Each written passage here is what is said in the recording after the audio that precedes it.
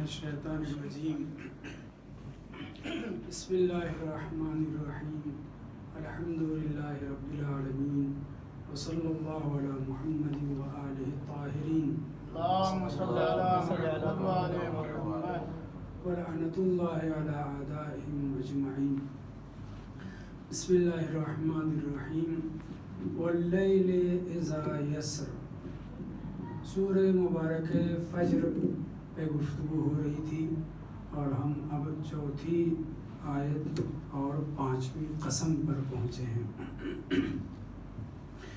اس آیت کریمہ میں جو آیت کے شمار کے اعتبار سے چوتھی ہے اور قسم کے اعتبار سے پانچویں، خداوند متعال ایسی رات کی قسم کھا رہا ہے جس کی ایک صفت بیان کر رہا ہے. واللیل باب قسم ہے، اسی لیے اللیل مجرور واقع ہوا ہے کیونکہ حروف قسم حروف جارہ میں سے ہیں. لیل پھر موصوف واقع ہوا ہے اور اذا یسر اس کی صفت کے طور پر ذکر ہوئی ہے. اذا ظرف ہے اور اس کے بعد جو یسر آیا ہے وہ یسری ہے، در حقیقت فعل مضارع ہے مگر اس کی یا کو حذف کر دیا گیا، کسرہ رے پر باقی رکھا گیا ہے. آگے ذکر ہوگا اس کی وجہ کیا ہے. بہرحال فعل مضارع جس کے اندر ہوا کی ضمیر ہے اور جو لیل کی طرف پلٹ رہی ہے، پہلے میں ترجمہ کر دوں. اور رات کی قسم جب کہ وہ گزر جائے یا جب وہ ختم ہو جائے گی، چلی جائے گی. تو یہاں پر یسر فعل مضارع اپنے فاعل کے ساتھ مظروف واقع ہوا ہے، مجرور واقع ہوا ہے. یہاں جو مجرور واقع ہوا وہ اذا کی وجہ سے، لیکن خود اذا اپنے مظروف کے ساتھ صفت واقع ہوا ہے. کس کے لیے؟ اللیل کے لیے. تو اذا یسر اگرچہ اذا مبنی ہے، اس کے اوپر حرکت ظاہر نہیں ہو سکتی، لیکن پھر بھی اپنے مظروف کے ساتھ محل جر میں ہے، صفت چونکہ واقع ہوا اللیل کے لیے. تو خداوند متعال اس پانچویں قسم میں کیا کہہ رہا ہے؟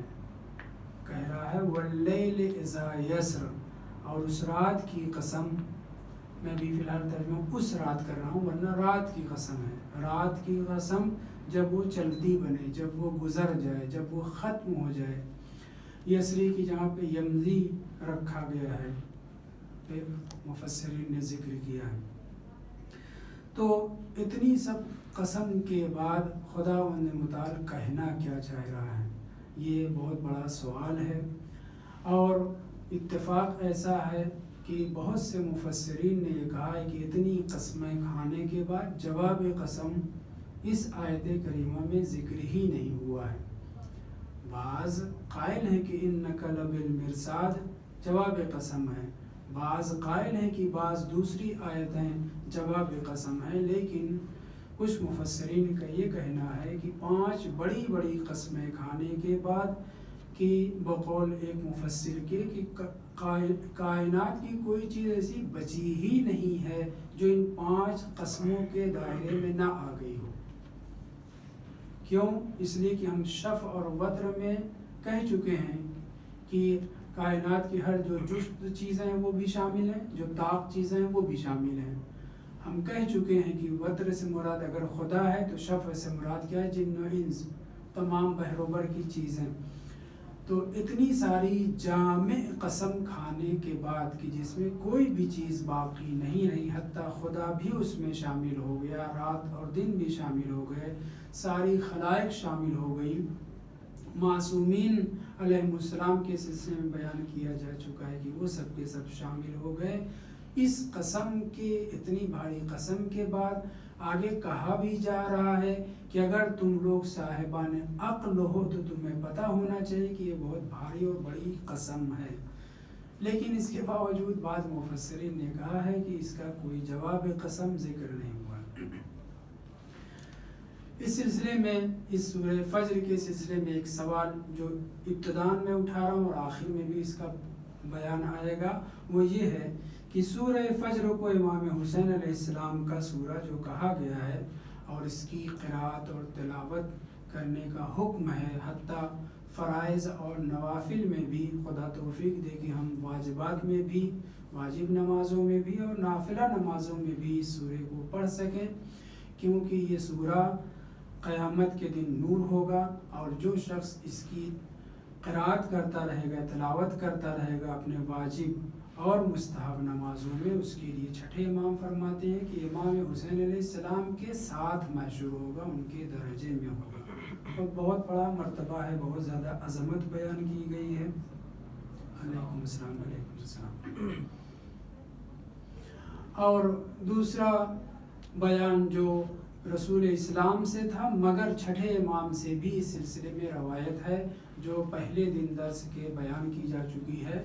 چونکہ فاصلہ زیادہ ہو گیا لہٰذا میں تھوڑا اس خاص طور سے فضیلت سورہ فجر کے سلسلے میں ان جملوں کو دہرا رہا ہوں۔ وہ یہ ہے کہ پیغمبر اسلام نے فرمایا ہے کہ جو شخص اس سورے کی تلاوت کرے گا خاص مقام پر، مگر یہاں جو دوسرا بیان ہے وہ یہ کہ اگر کوئی اس سورے کو اپنی زوجہ کے اوپر لٹکا دے، مراد ہے کہ تعویذ کی طریقے سے، تو خداوند متعال اسے ایسی اولاد عطا کرے گا کہ جو اس کی آنکھوں کی ٹھنڈک بنے گا۔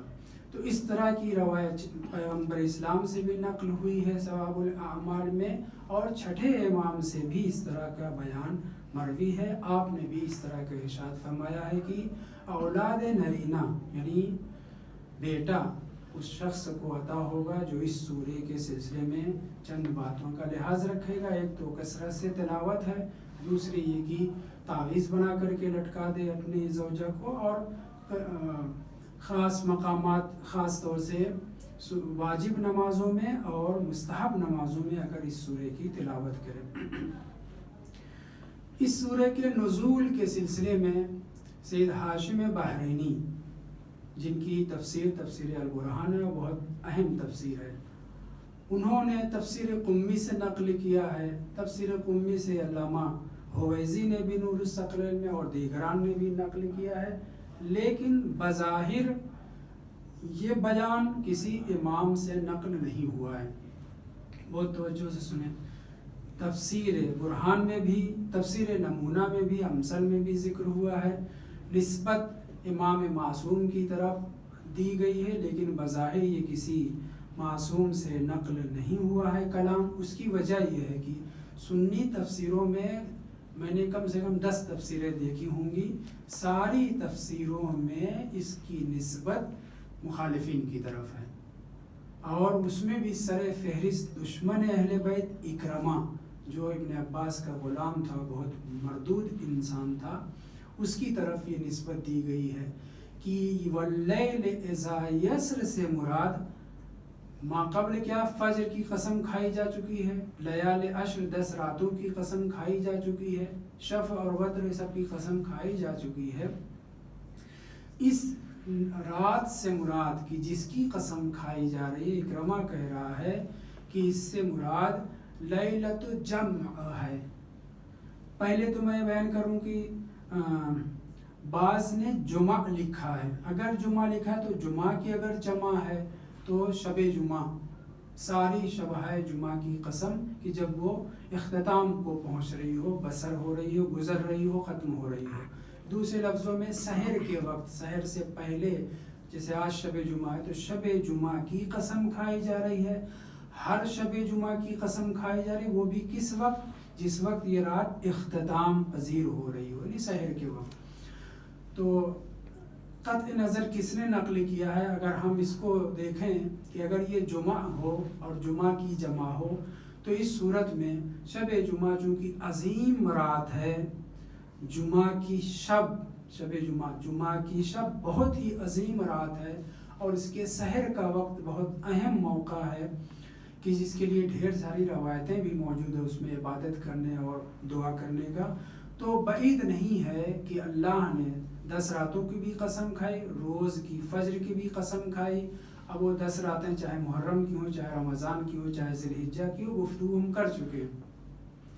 اس کے بعد ایسی رات کی قسم کھائی جائے جو بہت اہم ہو، اور وہ ہے شب جمعہ، لیکن لیلۃ جمعہ نہیں استعمال ہوا ہے، لیلۃ جمع استعمال ہوا ہے۔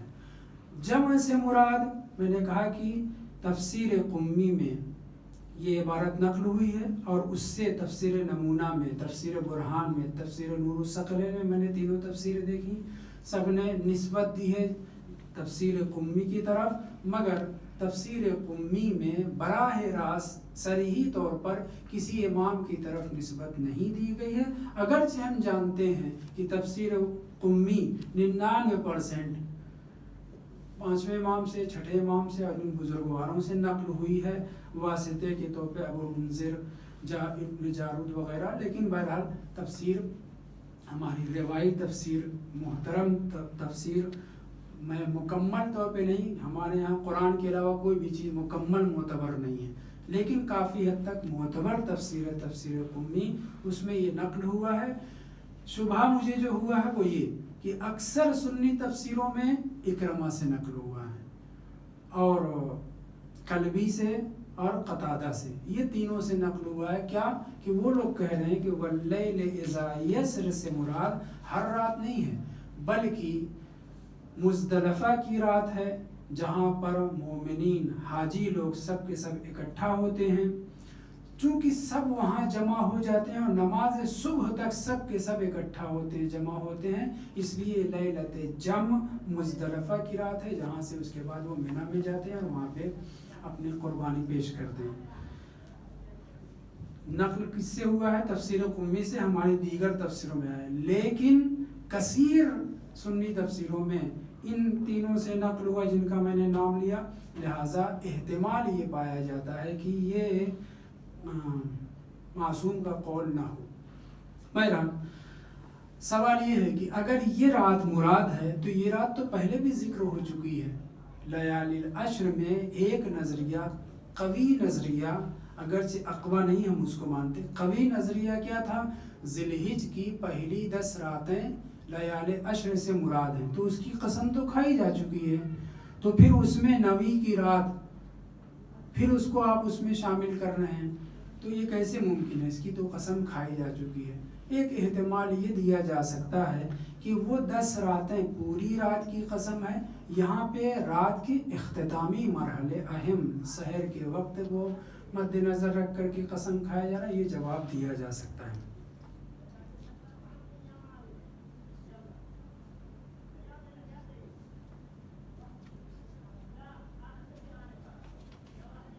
صلوات پڑھی محمد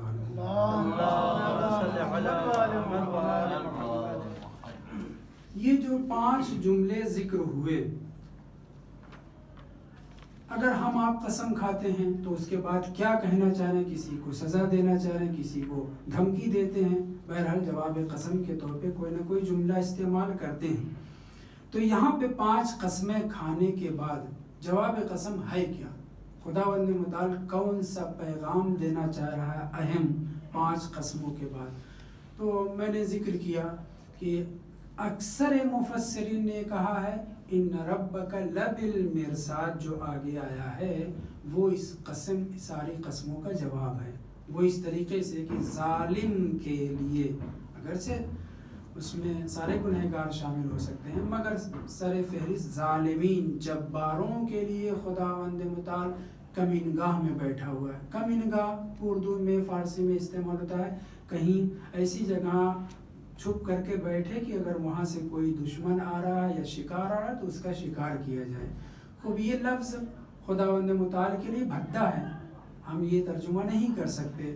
مطلب یہ ہے کہ خداوند متعال چھوٹ دے رکھا ہے اس نے ہر قسم کے لوگوں کو، جباروں کو، ظالموں کو، سب کا حساب کتاب ہونا ہے۔ ان ربک لبالمرصاد سے مراد یہی ہے کہ وہاں ظالمین کو چھوڑا نہیں جائے گا، انہوں نے جو کچھ ظلم کیے ہیں سب کی انہیں سزا بھگتنی ہوگی۔ یہ بات ہماری تفسیروں میں بھی آئی ہے کہ ان ربک لبالمرصاد جواب قسم ہے، اور بعض سنی تفسیروں میں بھی اس کا تذکرہ ہے۔ ان میں سے عبداللہ ابن مسعود جو مشہور پیغمبر کے صحابی تھے، اہل بیت کے چاہنے والے تھے، اور اہل بیت کے چاہنے کی وجہ سے ان کو سزا بھی بھگتنی پڑی ہے، بعض غلطیاں ان سے بھی ہوئی ہیں، معصوم تو تھے نہیں۔ ان کا یہ کہنا ہے کہ ھذا قسم، अला अन्न रब्बक लबिलमिरसाद। ये जो कस्में हैं ये इसी मतलब की तरफ इशारा कर रही हैं कि परवरदिगार ज़ालिमीन के लिए कमीनगाह में है। दूसरा नज़रिया ज़मख़शरी ने कशाफ में और दीगरान ने दिया है कि नहीं, जवाब कसम है ही नहीं, पूरे सूरे में जवाब कसम है ही नहीं, हमको फ़र्ज़ करना पड़ेगा, मुक़द्दर मानना पड़ेगा कि इतनी बड़ी बड़ी कस्में खाने के बाद खुदा क्या कहना चाह रहा है वो जिक्र ही ना करे। तो उसका उन्होंने ये मतलब निकाला है ज़मख़शरी ने, ला युअज़्ज़िबन्ना या ला नुअज़्ज़िबन्ना, दूसरों ने कहा ला नुजाज़ियन्ना कुल्ल इम्रिइन बिमा अमिला, हर इंसान जो कुछ उसने अमल किया है, जो कुछ उसने अमाल खैर और शर अंजाम दिए हैं, उसी एतबार से उसको सज़ा और जज़ा दी जाएगी। लाम ताकीद नून ताकीद सकीला के साथ कहा जा रहा है, यकीनन यकीनी, पहले कसम, फजर की कसम, 10 रातों की कसम, शफ़ व वतर की कसम, उस रात की कसम जो बसर हो रही है, इन सब की कसमें खाने के बाद कह रहा है कि यकीनन यकीनन हम हर इंसान को उसके किए की सज़ा या जज़ा देंगे। ये दूसरा नज़रिया पाया जाता है कि जवाब कसम के तौर पर ये जिक्र हुआ।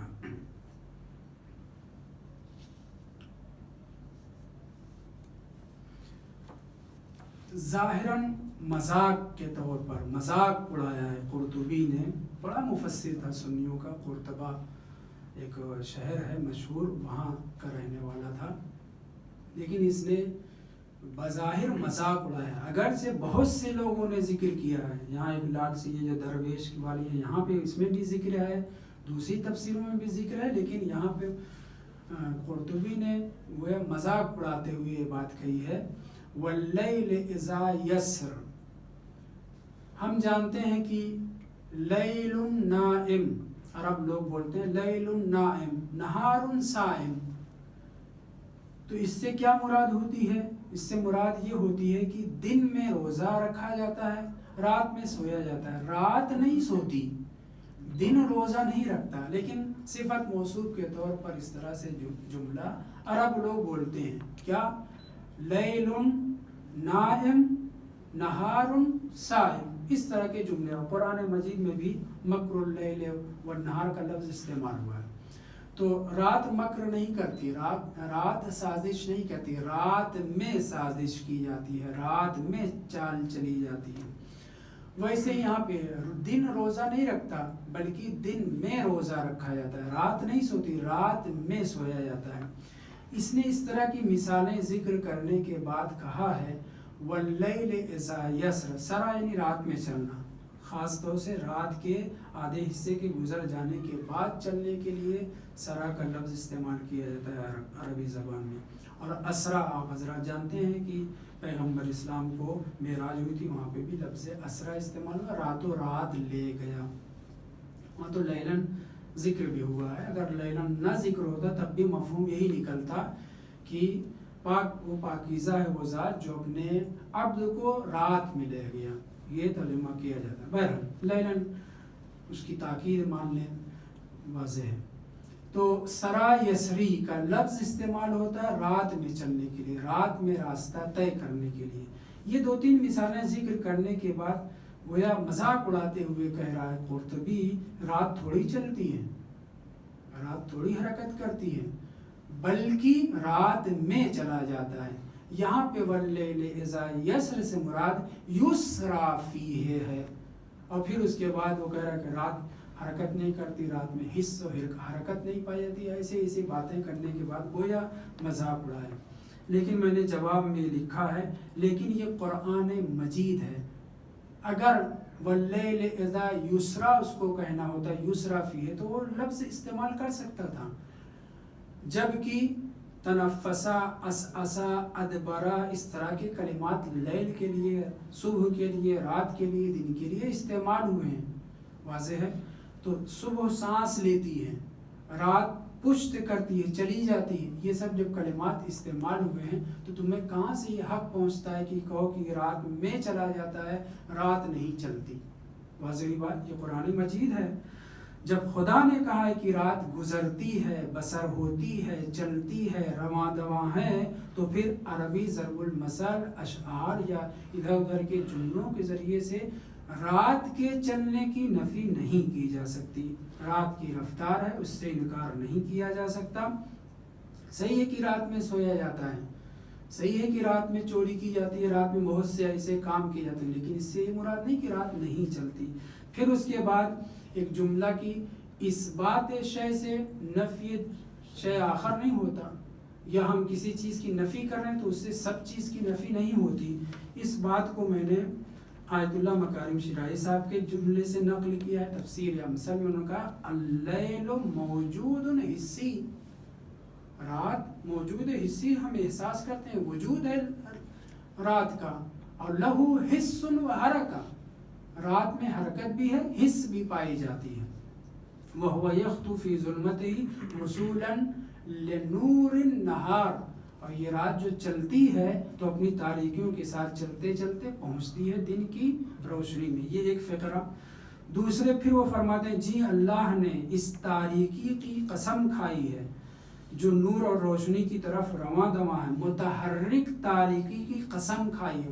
واللیل صرف رات کی قسم نہیں ہے بلکہ رات کی تاریکی کی بھی قسم ہے، رات کے چلنے کی قسم ہے. اور وہی رات ذی قیمت ہے. اس سے مجھے کام ہے اس لیے میں اس کو ذکر کر رہا ہوں فی الحال.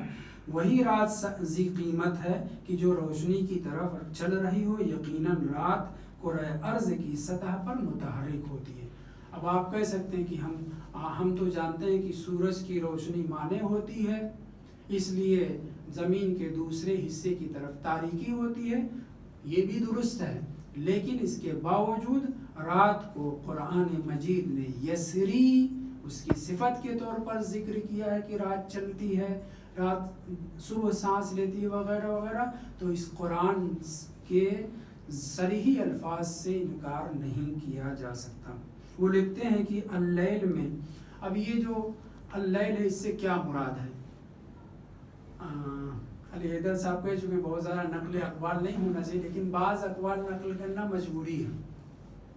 یہاں پہ واللیل ہے، لیالین عشر میں نکرہ تھا، 10 راتیں، بعد میں مفسرین نے طے کیا کہ کون سی رات ہے. یہاں پہ واللیل ہے، یہ کون سا الف لام ہے؟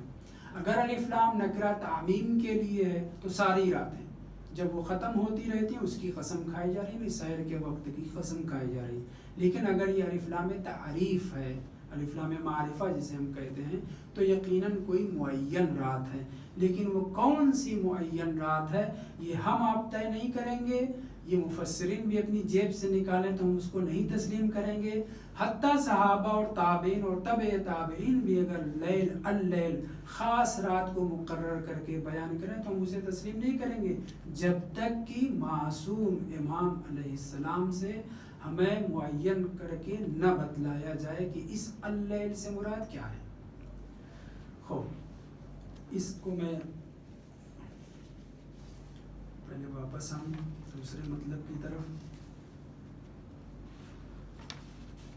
صلاۃ علی محمد اللہم صلی علی محمد و آل محمد.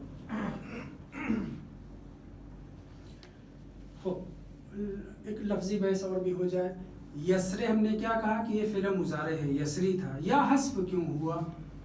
تو جواب میں اکثر مفسرین نے یہ کہا ہے کہ تناسب آیات، فاصلے آیات، والفجر ولیال عشر، صحیح ہے، والشفع والوتر، رے پر یہ جو جملے ختم ہو رہے ہیں، لہٰذا واللیل اذا یسر، رے پہ جو ہے ختم ہونا چاہیے تاکہ فاصلہ اور تناسب جو ہے آیات کا برقرار رہے. اور دوسری بات یہ کہی گئی کہ مشہور قرأت یہی ہے، اور ہمارے یہاں بھی مانی جاتی ہے 7 قرأتیں، البتہ 10 بھی ہیں، 14 بھی ہیں، اور بھی قرأتیں ہیں. لیکن جو مشہور قرأتیں وہ یہ ہے کہ اکثر قارئین جو معروف قارئین ہیں انہوں نے کیا کیا ہے، اس پہ رے کے اوپر کسرہ دے کر کے یا کو ذکر نہیں کیا، یا کہ ذکر کرنے سے ایک تو تناسب ختم ہو جاتا آیات کا، دوسرے قرأت کے خلاف ہو جاتا. بہرحال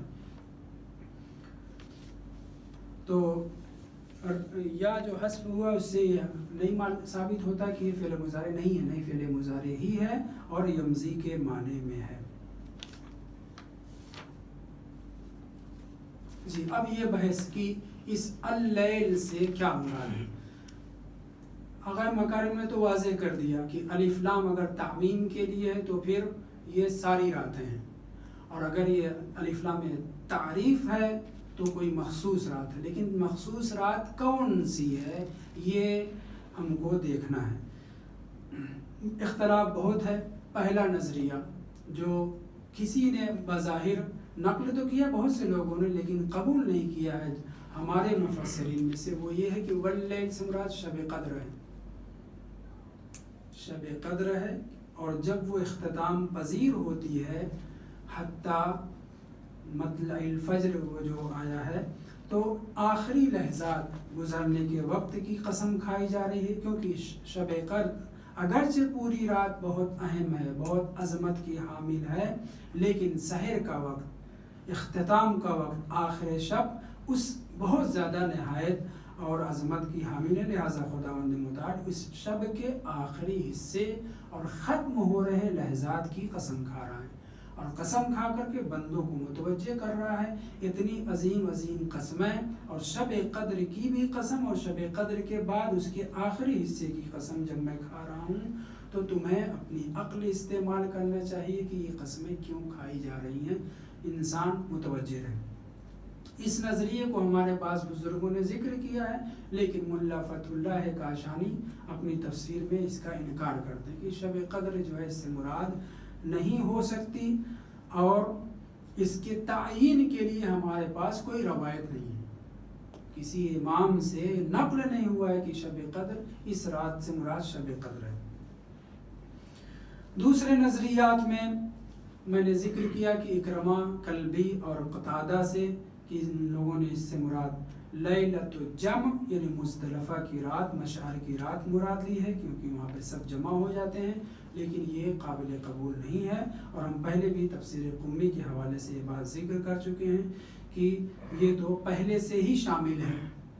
دوسری بات، اگر شفع اور وتر کے حساب سے وارد ہوں، جہاں پہ کہا گیا ہے کہ عرفہ کی رات، اور کیا نام ہے، عرفے کی رات بھی کا تذکرہ ہے اور عید کی رات کا بھی تذکرہ ہے آگے پیچھے کر کے، تو تب بھی ہم دیکھ رہے ہیں کہ یہ شامل ہے. لہٰذا اس سے یہ مراد نہیں ہو سکتی.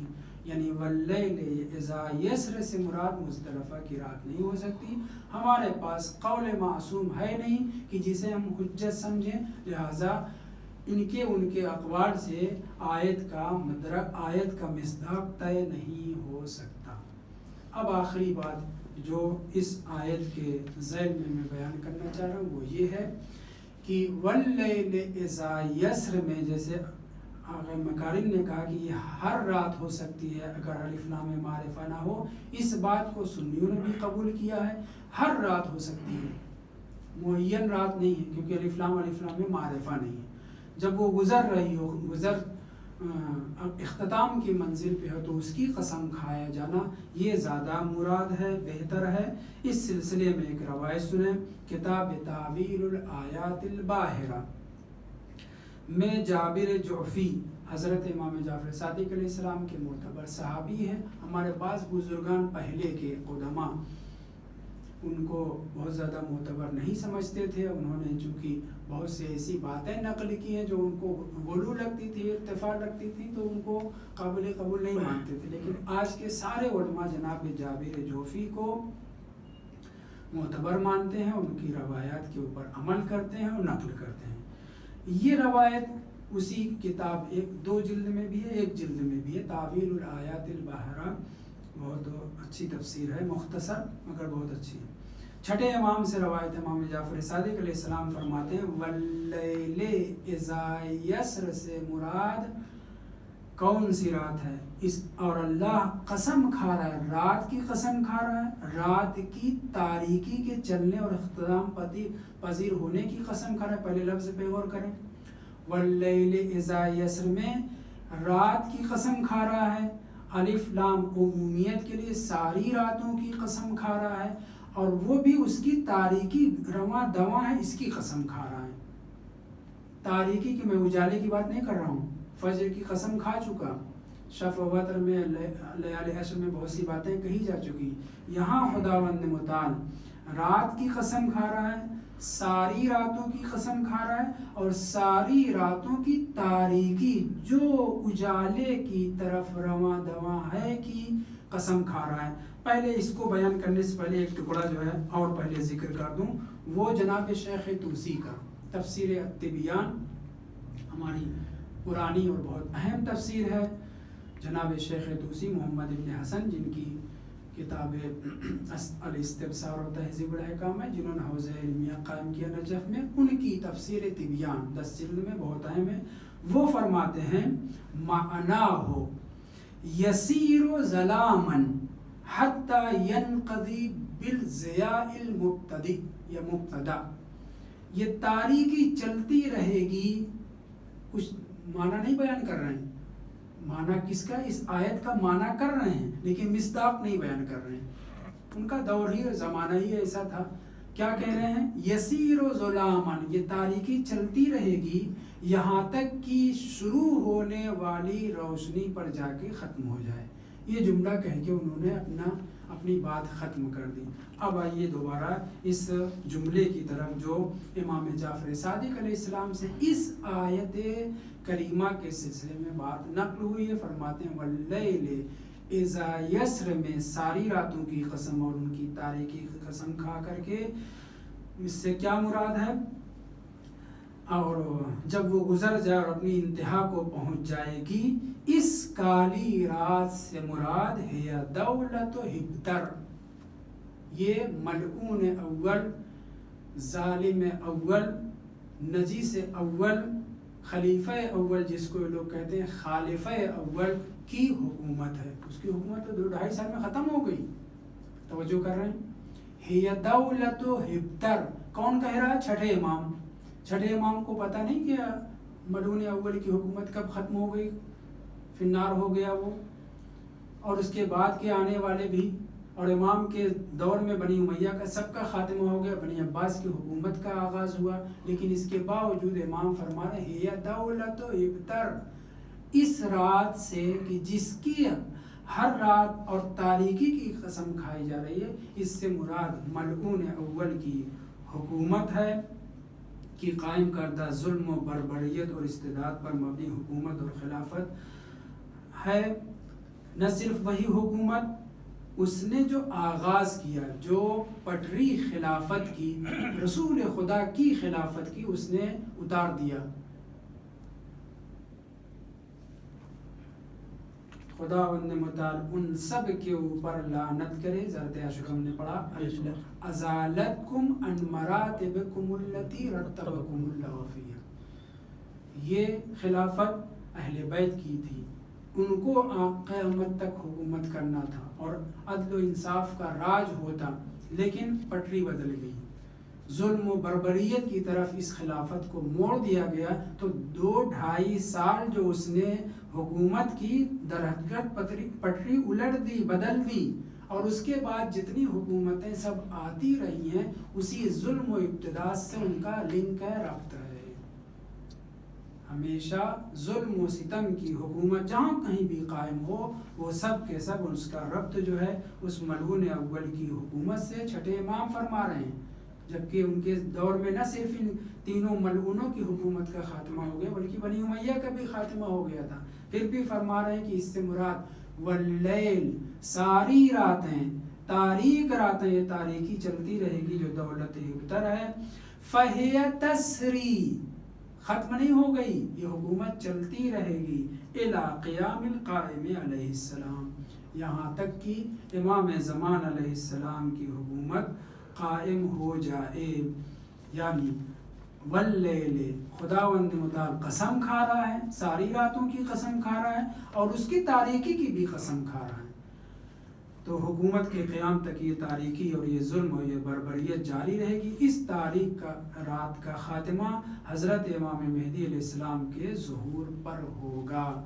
تو امام نے واضح کر دیا، نہ تو اس سے مراد کوئی شب جمعہ ہے، نہ شب جمع ہے، نہ کوئی اور رات ہے، بلکہ اس سے مراد ساری راتیں ہیں کہ جو پہلے دن رسول خدا کی رحلت کے بلکہ تیسرے دن سے جو حکومت جو دولت جو حکومت ظلم و استبداد کی شروع ہوئی ہے یہ اس کا سلسلہ باقی رہے گا یہاں تک کہ بقول شیخ طوسی آغاز ہو جائے کس کا اس روشنی کا کہ جس کے بعد پھر تاریکی نہیں چھائے گی والحمدللہ رب العالمین.